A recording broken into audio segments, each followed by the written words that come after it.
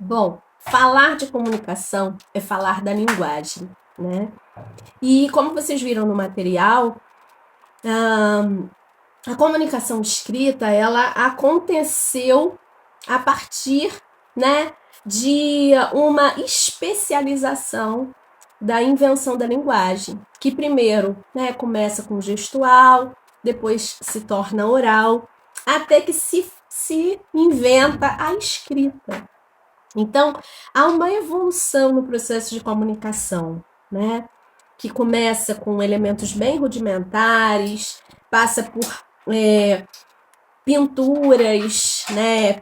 Por materiais muito rudimentares, muito arcaicos, e se torna, né, com o passar do tempo, essa grande invenção que é a escrita. Então, a escrita é essa possibilidade de você comunicar estando ausente. Né? Nós tivemos contato aqui no nosso material com textos de escritores que já morreram. Por quê? Porque a escrita é essa fala na ausência, é esse dizer que não necessariamente precisa que você e eu estejamos. Porque a nossa palavra, ela fica, ela permanece. Então, a proposta, né, dessa unidade 1 é pensar a respeito disso. Para isso, a unidade 1 vai trazer a questão do memorial. Né? O memorial é um texto em que nós temos a oportunidade de apresentar registros, né, de projetos, de atividades, de experimentações, enfim, das conclusões daquilo que foi mais relevante num percurso. Né? Mas nós não vamos trabalhar com memorial dessa vez. Né? É uma proposta até bem legal, mas não é o nosso foco agora. O que nós propusemos que vocês fizessem? Que vocês pensassem a questão da biografia. Por quê? Porque a biografia, ela é um registro também, né? Ela é uma maneira de nós darmos visibilidade a alguém. Quando você escreve a sua biografia, né, que a gente chama de autobiografia, você vai criar estratégias para dar visibilidade a experiências que você viveu. O objetivo é dar visibilidade à sua história, né? Mas na proposta que está sendo sugerida, como uma das atividades, né, avaliativas de vocês, é a questão de vocês escolherem alguém importante, alguém que chame a atenção de vocês, alguém que vocês gostariam de eternizar. E vocês vão fazer uma entrevista com essa pessoa, vão pensar o que é importante perguntar para que eu consiga eternizar essa pessoa, para que eu consiga apresentar essa pessoa com aquilo que há de mais rico, de mais especial, de mais importante da trajetória dela. Então você precisa pensar nesse sentido, tá? Porque escrever uma biografia, ou escrever uma autobiografia, ou escrever um texto, a gente não pode achar que é chegar, fazer e acabou.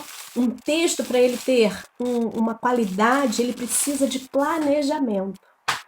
Imagina que você agora tem a oportunidade de fazer uma viagem. Pensa aí, você ganhou num concurso o direito de viajar, ok? Como é que você vai? O que você vai levar? Que roupas que você vai escolher? Qual vai ser a mala que você vai usar para você poder fazer esse deslocamento? Que meios de transporte vão ser necessários para que isso aconteça? Como que você vai chegar lá? Uma vez que você chegue lá, qual vai ser a estrutura? Do que você vai precisar? Quais são os suportes necessários para que essa viagem aconteça? Ok? Ninguém viaja e simplesmente sai e vamos ver o que dá. É preciso planejamento. Então, quando nós falamos de escrita, sim, a gente precisa planejar. Então você precisa de um roteiro, você precisa de um rascunho, você não pode achar que o primeiro texto que você produzir é aquele que vai ficar.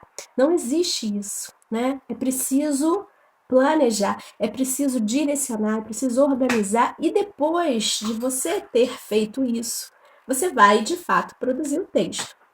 Então, basicamente, para que essa biografia aconteça, você precisa desse planejamento. Você precisa pensar em questões que você vai propor à pessoa para nortear o trabalho que você vai fazer. Bom, mas entregar essas perguntas respondidas, isso é a biografia da pessoa? Não. A biografia da pessoa precisa ser um texto que resulta dessa sua investigação.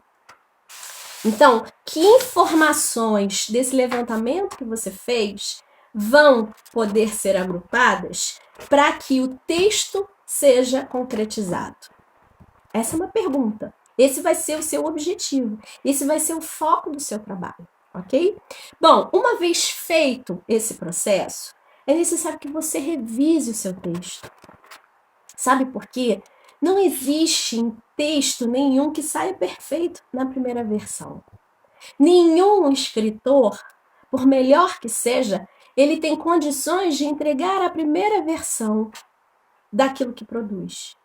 E aí eu quero dizer para você que é assim tudo que a gente faz.